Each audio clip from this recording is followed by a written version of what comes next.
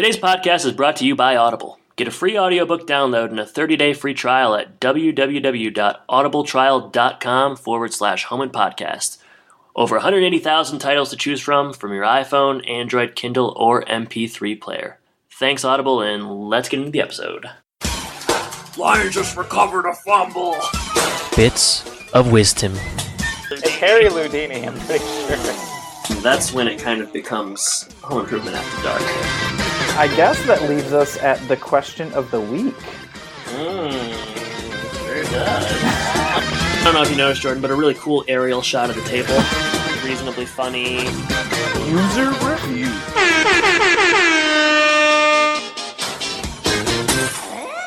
Does everybody know what time it is? Home Impodcast time. I'm in a hurry right now. I got to get on a plane that's got to be back at the museum by 5 o'clock. You have got to get back here. New York stockbroker Michael Cromwell has an appointment in the Amazon. Rana? At a remote Indian village. Oh, my God. It's Gilligan's Island. He's not sure what he's doing there. If we get to pick our own names, I'd like to pick man who's extremely well endowed. Sorry, it's already taken. But he's about to find out. The boy sitting next to the fire over there is your son. That is my son? What am I supposed to do now? Now, The chief has given Mimi the task of bringing fire back from the Statue of Liberty. No. he's bringing home his son from one jungle to another. You're going to have to learn what men do in my jungle. Want to go someplace, all you do is wave your arm. Magic. Oh, magic will be if he understands English. And the big city is going to get... What are you doing? Feed my tika. What's matika? a little savage. Walt Disney Pictures presents... He's doing a fey ray! No, don't come back here! a story about the lessons of childhood. Open up! What's going on? Your son was in his hammock with my daughter. What? Open this door right now! All right! And the rewards of fatherhood.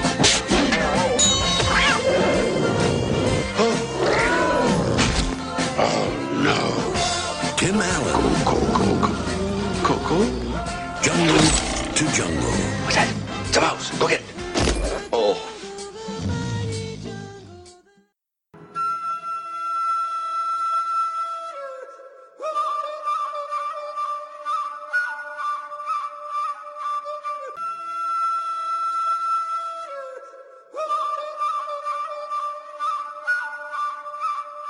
What up, Home Impodcast listeners? My name is Adam, and I'm joined by my co-host, Jordan.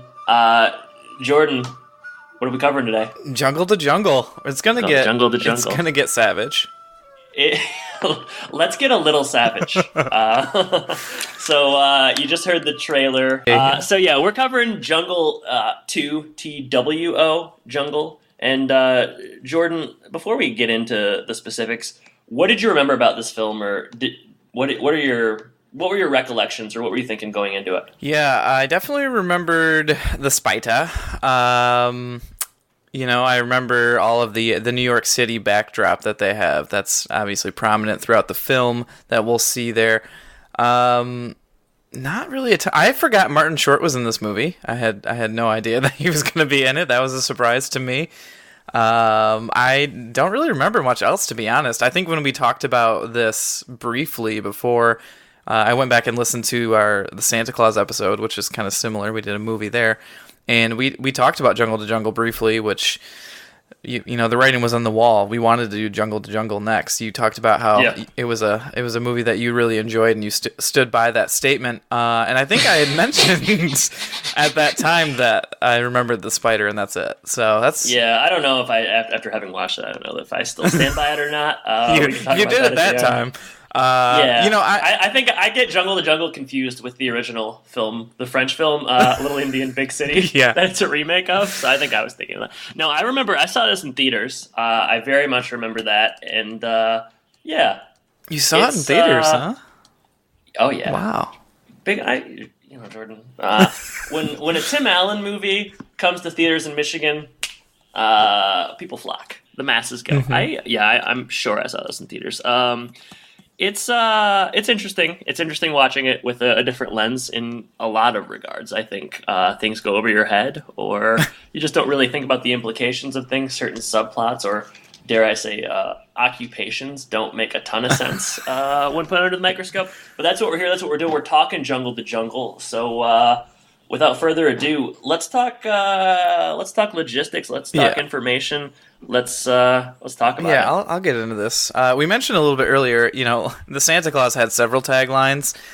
Jungle to Jungle only has one, and we mentioned it. It's "Get a Little Savage." That's bad. I know, they didn't come up with any others, and that was the one they stuck with. It's like corny, but it's also like this, like, I don't know, the names are going to be so hard to remember. Is Mimi a little savage? Do you think of him as being a savage? No, not really. No more than you were, me. Well, I think people might think we're savages. Yeah. So that's maybe a bad comparison, but yeah, I don't know. It's you talked about things not being PC. That would be exhibit number 1 right there. I feel like I know it's annoying to like hear that stuff. I least of all people, like, I hate hearing, and I think like outrage culture and like people getting mad about, like, I'm annoyed by it, but there are some things in this movie that are just perhaps just too major to gloss over. Even I'm not interested in having like a "we wouldn't say that now" conversation, but there's a couple things in here that we do need to mention because it's just like, ugh. Yikes. But yeah, it's definitely. Perhaps it doesn't hold up as well as the Santa Claus did, but yeah. Take out the perhaps. In many ways, Jordan, this kind of is the Santa Claus, I feel like. Tim plays the same person. From a plot perspective, like, jerk that is obsessed with his job or thinks too much of his job and doesn't really care about anyone but himself. Child is introduced to his life. He learns lessons of the world and learns how to love. Same basic thing. This movie is like, Jungle to Jungle is like the Santa Claus crossed with Crocodile Dundee. Oh, I like Crocodile Dundee, so I do too. I'm into that. Too, but it's the same thing. It's like a guy from a primitive culture introduced to, in the Big Apple, like, just kind of walking around, getting into hijinks. People are giving him funny looks. He's peeing on things. He's got a big knife. Same basic. He's got a big knife. In this case, it's like a blow dart gun or whatever. But that's not a knife. This is a knife. This is a knife. Well, maybe Crocodile Dundee will be the next. We'll kind of go in phases. We start with my Crocodile Dundee sounds like John F. Kennedy. Maybe they. That's not a knife. That's a knife. And ask now what you can do for this knife. It's what your knife can do for you. Oh, yep. So my fellow Americans. This is, like we said, loose. Just loose. Loosey-goosey, baby. Do you have some logistical things, or do you have some... Yeah, I got some other stuff I want to share. So we talk about plot keywords once in a while when they have them, and we make up our own when they don't have them. We talk about them every week. We talk about them. We're going to talk about them again. And this movie on IMDb has 107 plot keywords on there. And so people have put these on there, but also I didn't know this. You can sort, like, if you click on one of the plot keywords, you can find other movies that have these tied to it. So, for example, I picked out 4 funny or strange plot keywords. And funny in quotes, probably. Yeah. The first is bare-chested male. Oh, no. Oh, no. The second is a pretty specific and analytical one. Digit in title. Okay, yeah. Human eating pet food. And the last one is, there's 2 more. Kicked in the balls. Oh, yeah. Oh, yeah. And then redheaded female. That's... You're so unfettered on this. You're really delivering on your promise. I'm trying. I mean... Was the last one was redhead? Redheaded female. I was gonna say these are kind of sexy. Yeah, I know. I clicked on the kicked in the balls, and do you want to know? That's like every Disney live action. Well, movie, there's 66 titles that have that listed on IMDb. Can you? Okay. The number 1 is Train Spotting. I've seen it, but I don't remember the part where I don't know. They just came out with the sequel. I don't remember a guy getting kicked in the balls and Train Spotting. Number 2 is Sucker Punch, which I've never seen either. No, I know about it, but yeah. Number 3 is The Boy Next Door with Jennifer Lopez. Oh yeah, mystery. That's good stuff. She probably had kicked him in the balls and then has to kind of escape or something. I was thinking These are more like women in distress kind of. Here's one examples that's of ball not like kicking. that. I want something sillier. All right, number 9, Little Giants. There we go. That's kind of what I'm. I want, I want like playful kicking in the balls. I don't want, like kind of. You don't get any more playful than Little Giants. You, by the annexation of Puerto Rico, is about as playful as it gets. So yeah, those are some of the plot keywords they have listed there. You can. What did it have? What's the number one for redhead? Ooh, good question. Yeah, I mean, you could probably spend hours going through this. There's also long-haired male. I just was searching by Tarzan. Yeah, probably. Number one, Game of Thrones for redheaded woman. I've never watched it. Me neither. Number 2, though, the critically acclaimed Titanic. Oh. I have heard of that. Yeah.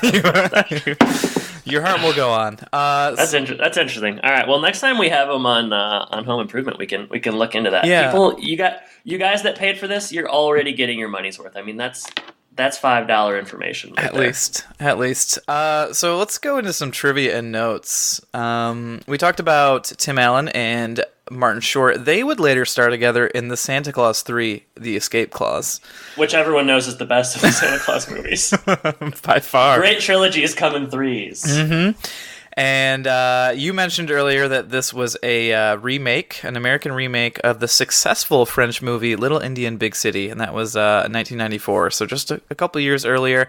The plot follows the original fairly closely, except that the original was set in Paris rather than New York, and Mimi Siku climbed the Eiffel Tower instead of the Statue of Liberty. See, you say successful, but when I was watching that Roger Ebert video I posted last night, they mentioned that they had that film as their worst of the year, like in 1994. They're saying the French film was successful. That's why it was remade. Yeah, I know, but they said that the French film was like one of their worst films of the year in 1994. Oh, see, now I have information saying that Siskel said that the Jungle movie was the worst film of 1997.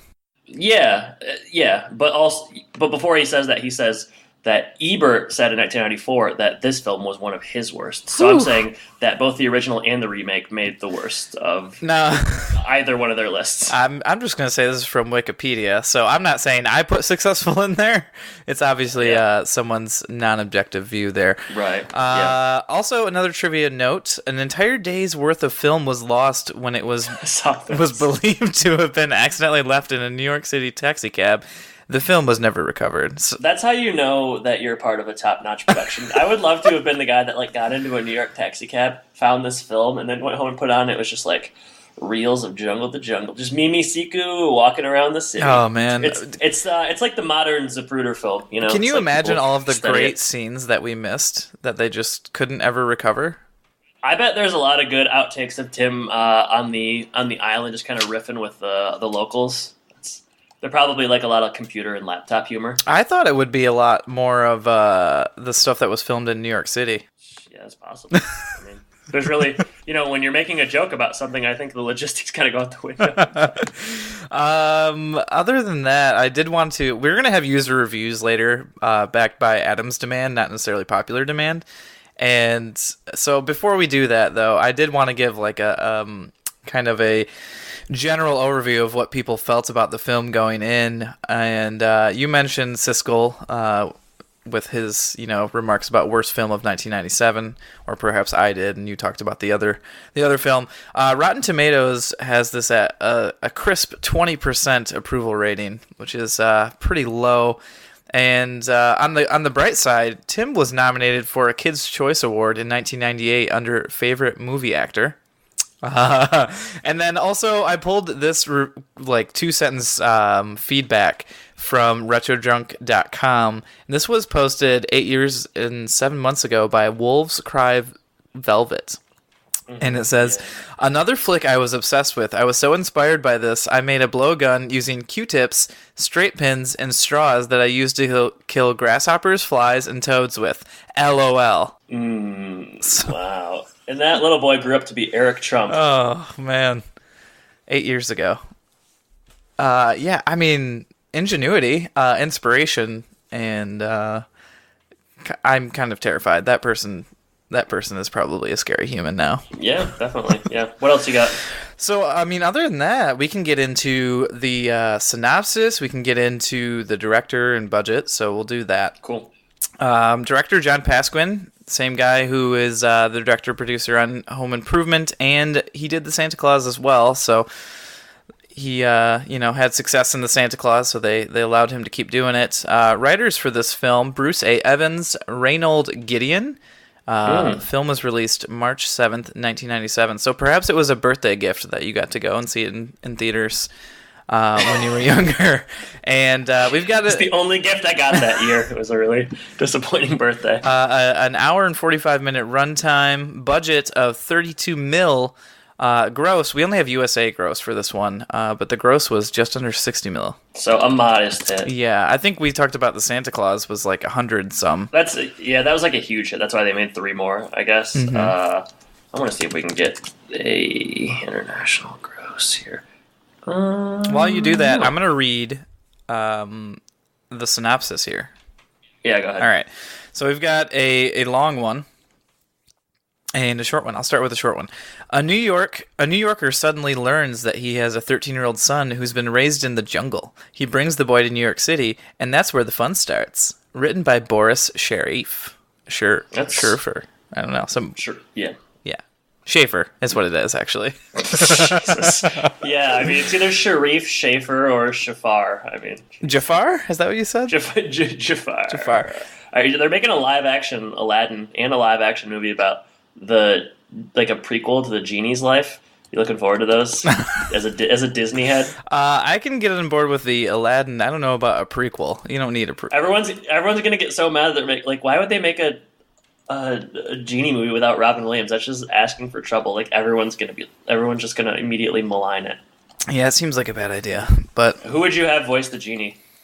Martin Short. He gives a great performance here. He's not funny. I'm going to talk about that, but I don't think Martin Short is... I've never thought Martin Short was funny, and this just really underscored it for you. I liked him in one other movie, but I don't think I've really seen him in any other ones. So, small sample size.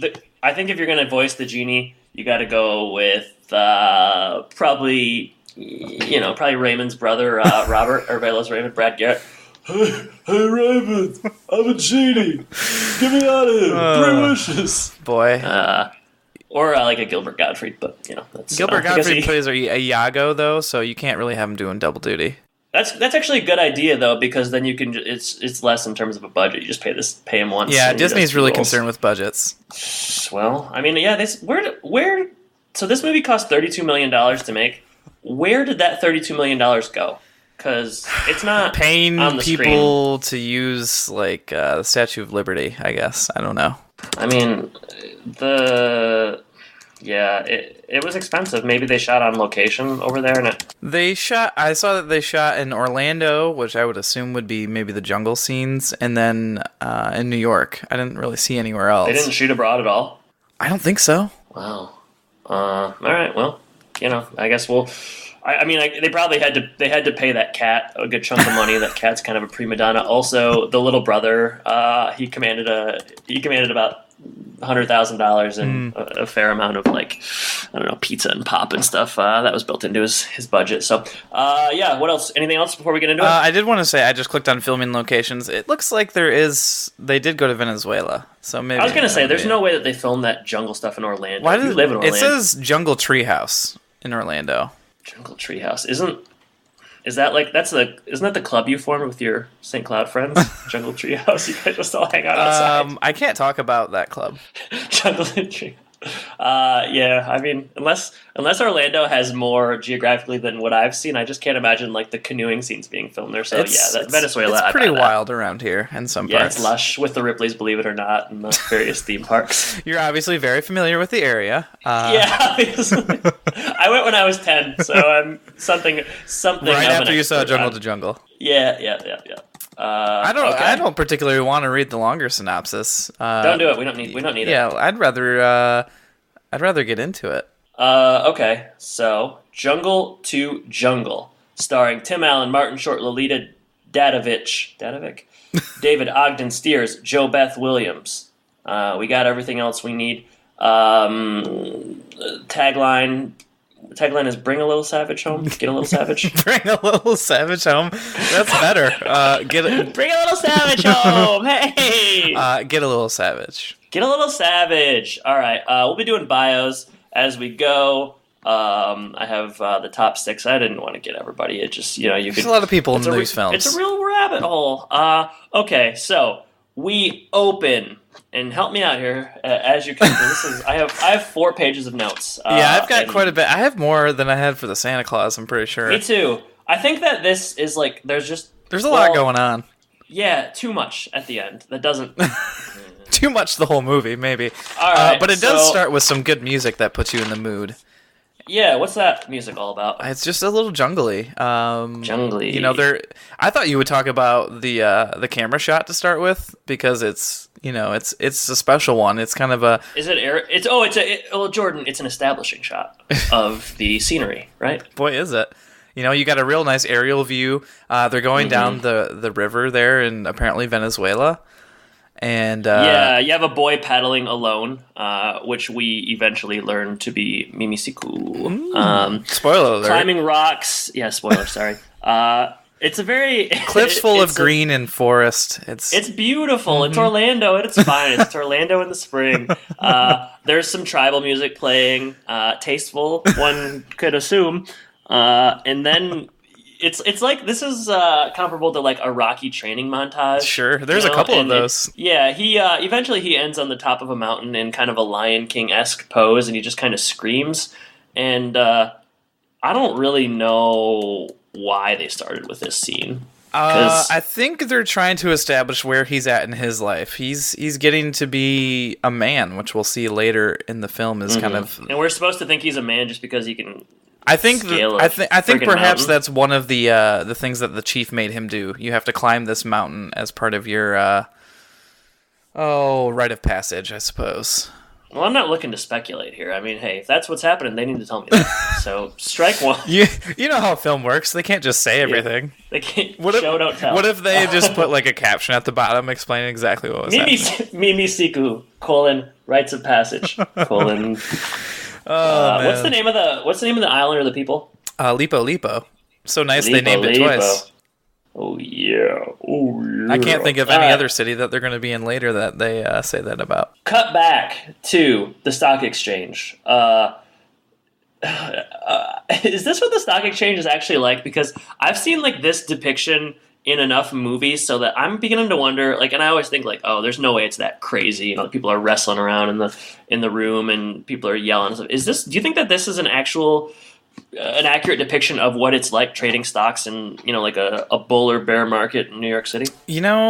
From what I understand, in my personal finance class in high school, Miss Abinage, who you and I both adore, she explained a little bit about how this is what it's like, and the fact that a lot of stockbrokers have heart attacks when they're in their like early 40s and 30s. That's because of the cocaine, though. That has nothing to do with the lifestyle. It's just because they're all on blow. Seems like a lot of screaming, bumping, yelling, stressful situation, trying to get the best trades.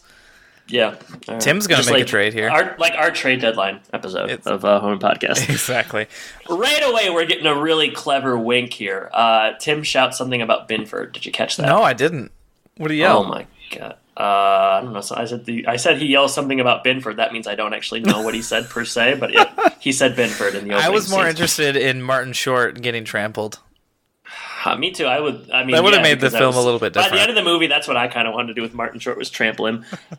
So yeah, he does shout Binford. It's a cute, clever wink to his beloved and our beloved Home Improvement. I didn't notice it. This isn't like the Santa Claus though, where there's like 10 of them. I only really noticed this one.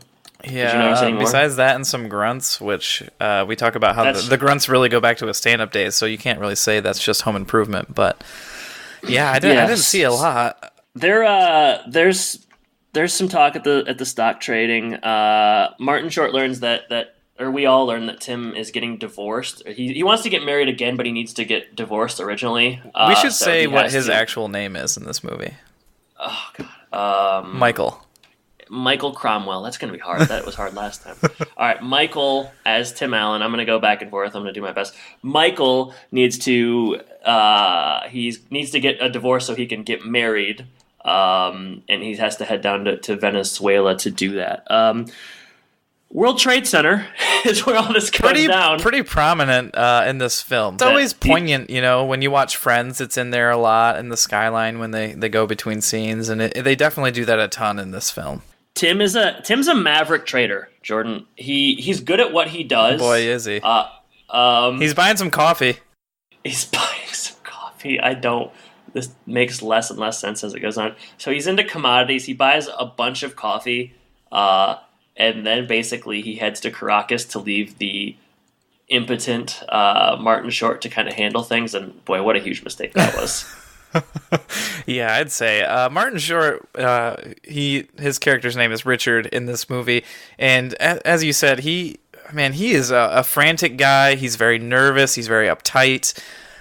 He's supposed to be an analytics, data-driven type. How did he get to where he is? When he seemingly can't do anything without Tim Allen. I think maybe there's a spin-off love story here. I think Martin Short has feeling. He relies entirely on Tim Allen, who doesn't care about him really at all. Just kind of uses him throughout the whole film, or just like kind of leaves him to his own devices. Whereas Martin Short was very, very, very like attached and clingy and just kind of needing. I think part of the ambiance of Richard is that he knows how to get in touch with the right people to make purchases. So that's definitely part of Richard's ambiance. All right, so Martin Short. I do have Martin Short credits. Please. He's pretty famous, but Martin Short plays Richard Kempster. 89 credits to his name. The recipient of 2 Emmy Awards. Famous appearances. He has the Jimmy Glick character that he's done on TV shows and various spots. He was an SNL cast member in 1984 and 1985. He's appeared in 22 episodes total. He did the SC TV show, which is essentially the Canadian version of Saturday Night Live, as he hails from Canada. Mars Attacks, Father of the Bride, and Three Amigos are some of his film credits. And as I noted earlier, never been a fan. I love comedy, but there's not one Martin Short performance where I've thought like, oh, I kind of get the appeal here. I really liked the Three Amigos growing up, but I wasn't sure if that was because Steve Martin and Chevy Chase were in it too, or what. See, I've never seen that movie. I know that's the movie that like Lorne Michaels, who started SNL, like he left the show and then he wrote that film. So he knows comedy, so I have reason to believe it would be kind of funny, but I never saw it. Perhaps we should sit down and watch that at some point. You did not mention that he is the narrator for the Canadian attraction at Epcot. No, I didn't. So I just want to throw that in there for good reason. So back to the jungle. Back to the jungle. Pick it up, will you? The plane lands. It sounds pretty sketchy. You hear some sort of problem with the wings or problem with the engines, I suppose. Tim has a lot of like weird one-liners to nobody in particular in this movie. He talks to these native folks like they are like sketch comedians or something. Like he's trying to do some improv, and no one will play ball. Well, when he gets off the plane, the one guy who I don't really know what his function. I guess is he the boatman? I don't know. But he's like, they're talking, and I wrote down this quote, and this is what it says: "He who knows what women, he knows what women." So far, so good. I don't know. Basically, basically what happens is I can't read my hand right. He says, "He who knows what women want knows everything, but not even God knows that." So basically, women are so mysterious and crazy and unpredictable that not even God himself knows. Whether you're in the U.S. or Venezuela, it's the same. Women are impossible. Kirsten liked that that quote. A pretty sizable eye roll ensued after that. Oh boy. So Michael has landed. He meets his Venezuelan attorney, who hugs him. So we see a little bit of the difference between Michael's New York ways and the friendliness of the South American culture. Patricia was supposed to make it to the airport to finalize this divorce, but instead she wants him to meet at the village, and we're gonna. Patricia's kind of an asshole. I mean, sort of. She's got an end game. You're supposed to think that he's the jerk early on, but really, they had planned a meeting and she just bailed. She just doesn't care. She's got her own priorities. She's not really stuck in the material world as he is now, and she's ingrained in this culture and does not care what he wants. That's just okay. It has nothing to do with the material. She's just rude. They had a plan and she blew it off for what was the reason we find out? Mimi Siku, that's why. I don't know that that's a bad reason. Go ahead and take her side. See how that goes for you. So he takes a boat out to wait. Hold on. meet. There's a very quick scene here in the middle. Oh, they go okay, back and go forth ahead. between the jungle and New York like 5 times at the start. So right after he lands and says he's going to withhold money from her for not showing it at the airport, they go back to New York and we see that Michael's boss is furious and Richard is hiding under his desk and he's trying to call and reach him and asking, why am I holding on to this coffee and blah, blah, blah. And Michael says, don't sell the coffee. So yeah, really setting up this coffee crisis. It's gonna last for almost 2 hours, and it takes on a lot of iterations. The boss, the Michael and Richard's boss is it's quite the over the top performance. At one point later on in the movie, they zoom in to his teeth, and he goes, "Money sweeter than honey." It's definitely the Wall Street stereotype that we all know and love. Yeah, I wouldn't be surprised if that guy was at the end. There's a deleted scene where that guy's like Satan or something. He's very... They just put horns on him and give him a tail and a little pitchfork. It's like the end of Devil's Advocate where you zoom in on the reporter and it's Al Pacino, and Al Pacino kind of grows horns. Deep cut reference. Go ahead. Back to the jungle. Next? Yeah. All right, so now we're on the boat ride. Michael's on this boat the aforementioned boat. He puts a towel in the water to cool down. His driver says, "Don't do that," and he does it again. And piranhas bite the towel. So it's besides how crazy it is in this jungle, it reminded me a little bit of Tino and Forche at Club Piranha. That's a good one. I was wondering if that's what they named those little fishies. Now, Jordan, I don't know that sometimes you don't pick up on things like this, but you get the title "Jungle to Jungle." He's in the actual jungle, but New York is something of a jungle, concrete in and of itself. jungle, a jungle of concrete and Wall Street and people and cultures. Do you kind of get what I would call a metaphor? I'm kind of confused at what you're explaining.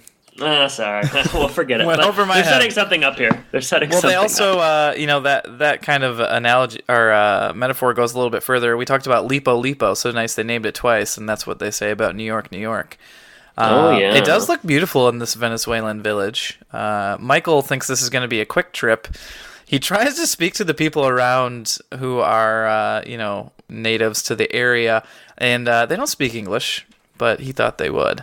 He shouldn't have thought that. No. Doesn't make any sense. The Panari tribe is what the name of the tribe is. The kids start yelling Paliku, and we don't know exactly what that means at this moment, but they take him to the hut. They must know who he wants to see based on the color of his skin. And this profiling. Yeah, these Panari tribe are profiling. Patricia is the doctor/vet, I suppose, of this village. I don't know how she found this location or ended up here, but she seems to have assimilated pretty well. Yeah, they really respect her. Dr. Patricia Cromwell, played by none other than Jo Beth Williams. Jo Beth Williams, I know her from the Poltergeist film, Poltergeist 1 and 2. 112 credits to her name. Still at it, movies, right? She's still at it. Kramer versus Kramer was a big one. She's doing a lot of TV work currently. And she was Oscar nominated in 1995 for Best Short Film, and that was entitled On Hope. So she doesn't really have a lot to do here. No, it's a small role. Role. Yeah, she's fine. She does. Apparently, she's mean, but she does well. She couldn't, as you said earlier, she couldn't leave. She says it's because a pig was about to give birth, but I perhaps think she has other reasons. That's what I'm saying. That's why I'm saying her excuse to not sign the divorce papers as the pig. I mean, I guess she could have just brought Mimi Siku to Michael. I think she's one of those people where she acts humanitarian. She acts like she just is selfless, but. She made him come all the way out there. I feel like it's the ultimate selfish move. I think... Hashtag Team Michael. You're Team Michael in this movie, and I am not. we learn a little bit. They start fighting immediately, so we see why they are not together. 12 to 13 years ago, she left him. They never got divorced, which is, I suppose, something that happens. The boatman it's really just a tough start for Michael. The boatman leaves, just kind of bails for no real reason. He's got places to go. He's gonna have to spend a few days on the island. Things transpire. He's got the biggest laptop I've ever seen, along with like some kind of I don't know. It's metallic. It would remind you of like the things that people like hold out in front of them that are like aluminum that they use to suntan with. It's like 3 kind of different folds, and he points it up at the sun, and I suppose that's how he's getting a signal.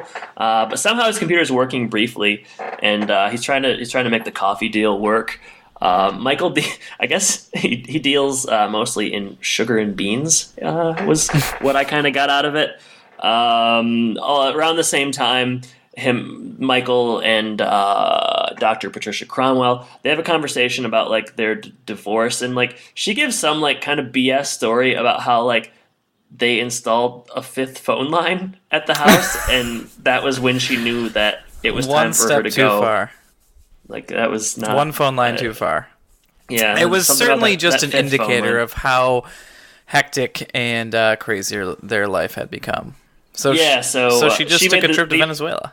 Yeah, she made the ultimate selfless act of just up and going to Venezuela and never divorcing him. She is really just a genuine great person.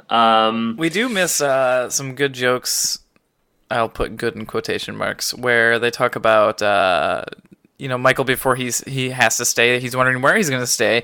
And Patricia says he can stay with Ponsby or something of that. Ponsby, she's a bigger lady, and a lot of jokes are made at her expense, as is often the case in these kind of movies. Mm-hmm. Yeah, poor Ponsby. But she apparently is. She would be interested in having Michael stay around. But he also has the option to sleep with the bachelors and that's the one that he chooses. To the bachelors. He also, I don't.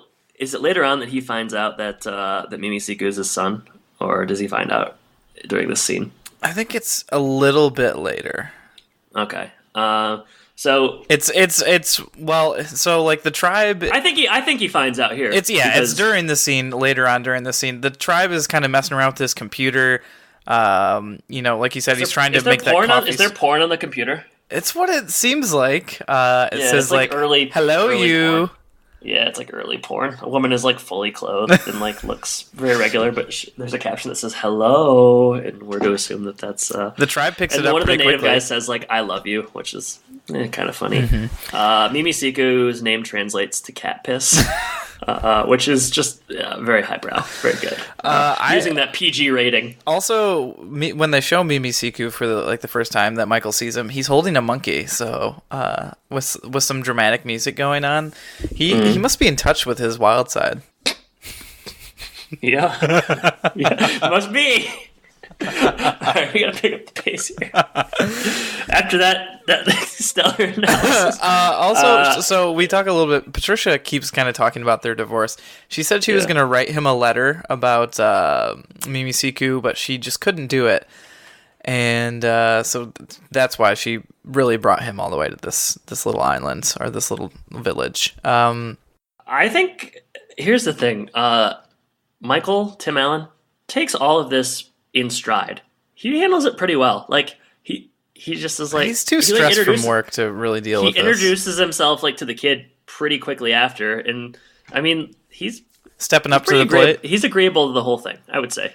He takes it pretty well, especially for a guy that in the first scene we're supposed to think is like, just a real jerk, just a real piece of garbage.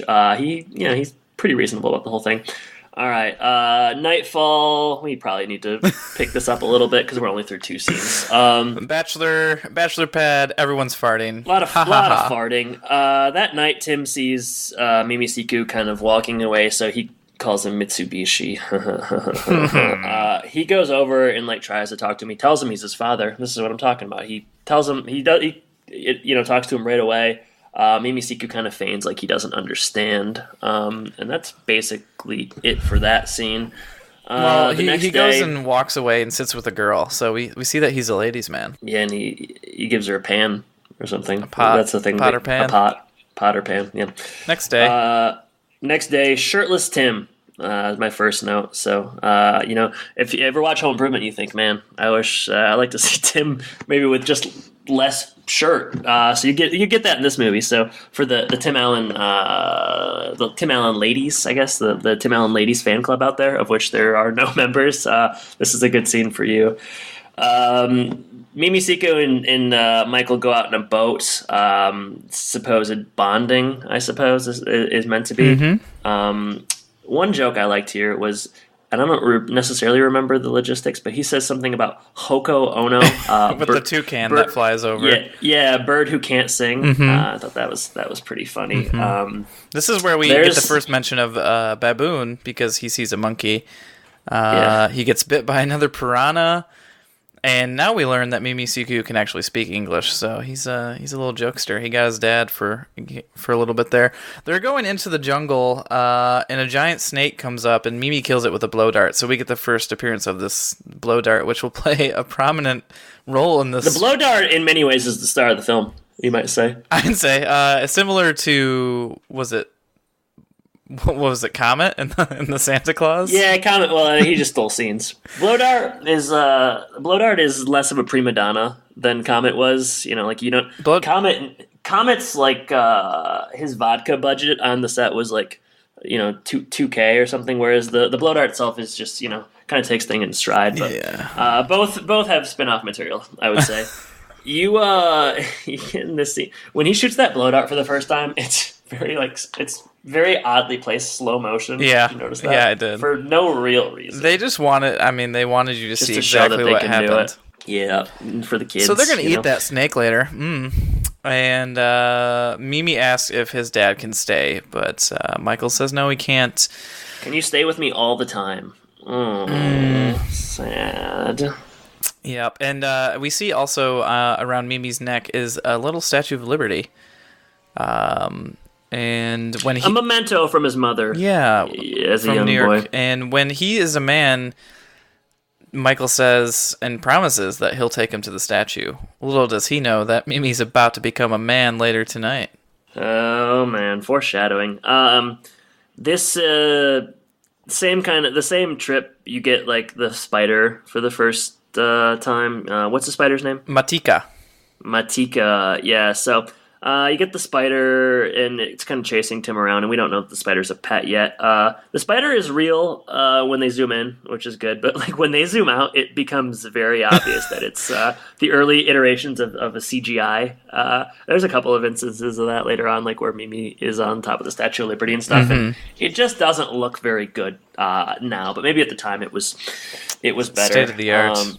We get back, and it's the ritual. Mimi's becoming a man. Tim notes that he would like his name on the village to be "Man Who Is Well Endowed." So it's always good to have like a dick joke in your Disney movie. It's good. Tonally, it just makes a lot of sense. The kids just love that. When I was 7, I thought, man, it's well endowed. That's funny. You were laughing. You were rolling around in the theater, but you were the only one because none of the other kids were really quite as advanced as you, unfortunately. So you got that right. I thought we could come up with each other's Lipo names, just like Michael wants to do here. Okay, go ahead. So for you, and we've seen a couple instances of this in this episode, I have Man Full of Strange Voices. Yes. Okay, that is me. Thinking back to all of the crank calls that you made, and then just several of the ones that you attempt on the Home Impodcast, it just felt right. Yeah. Okay. I have an idea for yours. I haven't really put it together yet, but I would say, man. Good start. Man, yeah, that's it. Actually, no. Man who thinks he knows finance.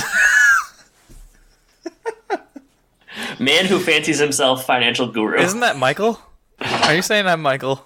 In a lot of ways, you are Michael You're the Michael Cromwell incarnate. If the podcast, I'll stop thinking that I'm a financial guru when you stop asking me questions about it. Hey. By all means, we're getting close. I basically figured everything out. All right, so where are we? Well, we're going to continue this rite of passage ceremony. Mimi has to put his hand on this burning stick for an unspecified amount of time, I suppose. 5 seconds, maybe. Yeah, the chief orders a special task of bringing fire back from the Statue of Liberty, and Michael immediately is backing out on his promise here. Because he maybe wants to be taken to do this. He's a man now. He's a man now. He's got to take New York City. Yeah, I mean, you can't help but think the whole village was just kind of plotting against Michael here. You know, the whole thing has just been one big trick to get Mimi to go back to New York City, from the early missed appointment to the becoming a man to the Statue of Liberty stuff. I mean, they're pulling the wool over his eyes. I suppose at this point, this is where Patricia should have stepped up and said, like, hey, there's not actually fire in the Statue of Liberty. Because she knows. Michael knows, but no one else. You wouldn't expect anyone else in the village to actually know that. I guess not. I mean, yeah, she's pretty hands off. As a mom, she's pretty chill about everything. She just wants them to bond. She's just letting that happen. She lets Mimi Siku stay in that hammock without any supervision. So he's a man. Cool. She's like the parents that like don't mind when their kids get drunk in the basement. Like they just kind of turn a blind eye. We'd rather have you do it here. Yeah, right, exactly. Yeah, better here than somewhere else. It's like, well, I don't know. I don't think so. Seems like a strange way to parent. Probably best case scenario, nowhere, but whatever. Well, when you just want to give up, you just give up. Yeah, I suppose so. So at the end of the scene, we have really no resolution. Michael doesn't want to take Mimi, and it moves on to the next scene, and the next day there's a flight back, and Michael is asleep. And there's no one beside him, but a flight attendant comes up and wakes him up to let him know that Mimi is urinating on the exit door. So it looks like Mimi did make it after all. You know, I yearn for the days when you used to be able to pee on an exit door in an airplane, but you just can't do that anymore. No. With security and stuff. I mean, yeah, United, they'll drag you off a plane if you pee on the door. That's a fact. That is a fact. I mean, they'll drag you off the plane if there's one extra person and then they need to get someone out. They'll just pull you off. Yeah, imagine if you urinated. I'm surprised, we see that Mimi still has no shirt on. I don't know that you could pull that off nowadays either. Only one way to find out. So, yeah, I mean, it just sucks. Like, I remember when we were young, you could go on planes shirtless, pee wherever you wanted on a plane, have, like, weapons and stuff, but you just can't do any of that stuff anymore. Mm-hmm. I think we're worse. America's gotten really uptight. Yeah, it sucks, man. Ugh. This movie just made me want to like be back in the 90s, nostalgia and such. Mm-hmm. So Richard is going to meet Michael and Mimi at the airport. Seems like the transaction did not go through because earlier when Michael was trying to complete it, he lost his battery ran out. Is so useless in this movie. He just ruins everything. He's the catalyst for all the bad things that happen in New York. He's so incompetent. He doesn't do anything of value. Even his kids are. I mean, the what's his boy's name? I have it Andy here. Or something. Andrew. Andrew's the funniest person in this movie. Besides Matika or the blow dart. Ty. They should have a spin-off. Andrew and the blow dart. On FX. Oh boy. So yeah, they land and they're back, and Martin Short. He tells Martin Short that he has a kid, and again, I'll say this again. I'll keep saying this. Tim's taking this, or not Tim. Whatever, it doesn't matter. Michael, he should just go by Tim Allen in the movies like this, where he's essentially playing Tim Allen. Just go by Tim. Yeah. Okay. Make it easier for everybody. But he's taking this in stride. He says, "This is my son." And then I don't know why I wrote this. Apparently, at some point, he says, "This is my village," and I wrote definitely on the poster. So I think that should have been their tagline. This is my village, or from one village to another. Or I don't know, something like that. But it's better than get a little savage or bring a little savage home with you if you want. I think bring a little savage home with you was the only one that really made sense at all. But again, we're getting some prominent World Trade Center here. Yeah. You know what I'm thinking. I won't say it again. In the car, they're driving around right now around this village. Mimi is smiling like a baboon because he's just so excited at everything going around here. Hey man, little Indian big city. Little Indian big city. They arrive at work. Michael is meeting with the boss man and Richard, And this is another great scene. Is this the scene that you're talking about where he says, like, money, greed, blah, blah, blah? No, that's later. Later on? He yells a lot here. Martin Short has a completely different haircut in this scene that he only has. He has a flat top in this scene. Every other scene he has normal hair, but in this scene his hair was different. I don't know if it was filmed out of order, but it was very, very noticeable to me. This is the scene with the boss. The spider, Matika, gets loose. The boss is like yelling, and it's been set up earlier on that like if you yell at the spider for whatever reason, this is just doesn't like yelling. It feels threatened. He'll like come at you. Come at me, bro.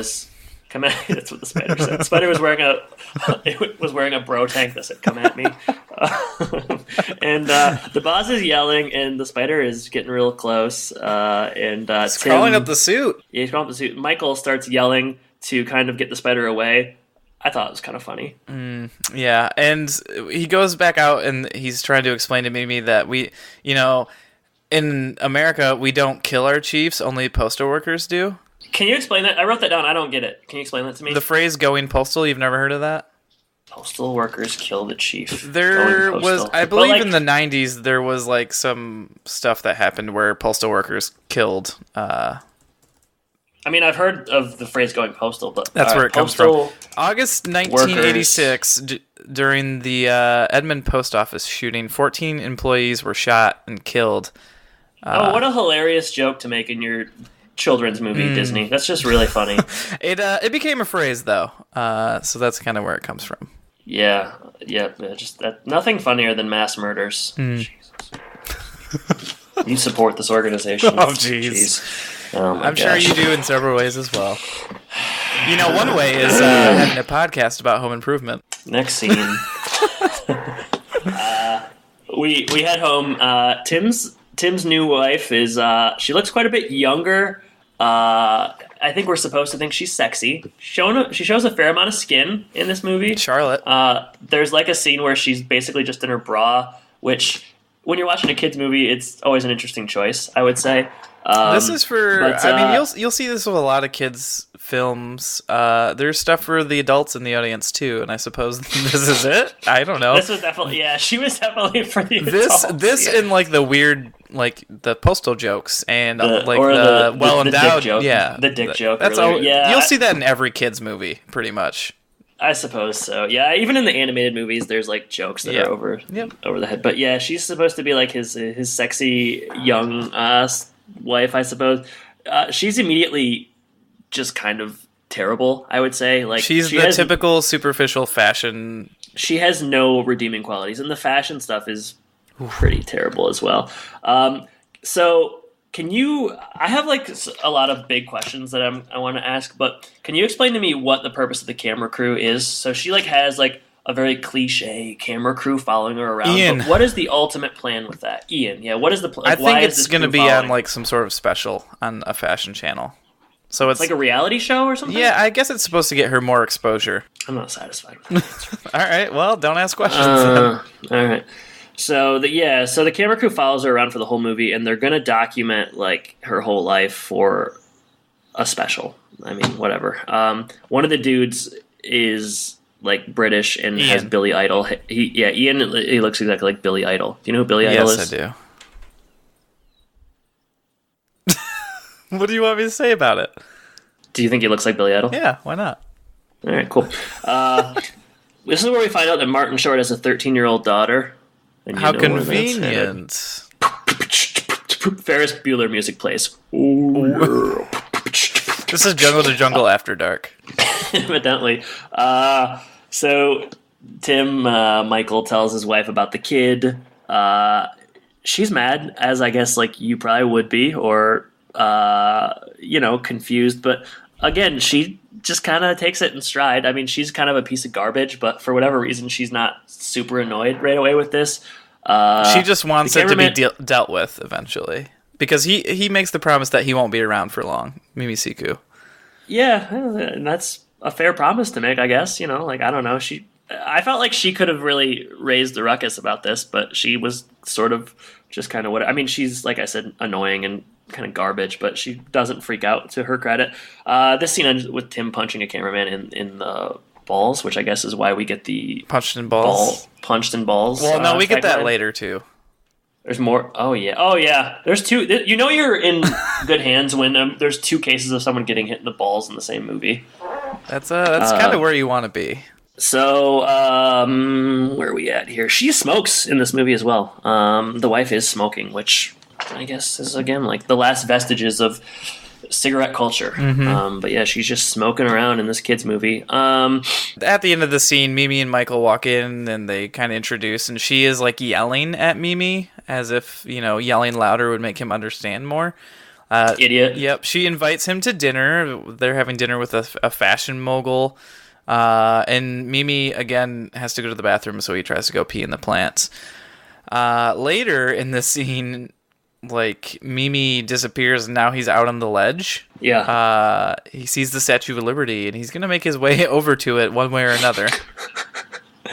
Yeah, it's and then Michael goes out on the roof, retrieves him, hugs him, and we're seeing immediately, he cares for the kid. No bones about it. I mean, he's immediately stepping into that father role, Jordan. Yeah, I think it's just something that this is where happens. he says, "You were scared, baboon," and then Michael says, "Baboon not know he could be so scared." And I shed one lone tear during that scene. I really thought that was nice. End scene. End scene. They decided to leave. Not roll credits though. No. Maybe would have been better if they had. Yeah, that would have been it. All right, thank you for tuning in to the first half of our Jungle to Chungle episode. Believe it or not, there is a whole nother hour to tune in for. So listen next week to be able to finish this episode. Thank you again, Audible, for sponsoring, and take care, everybody.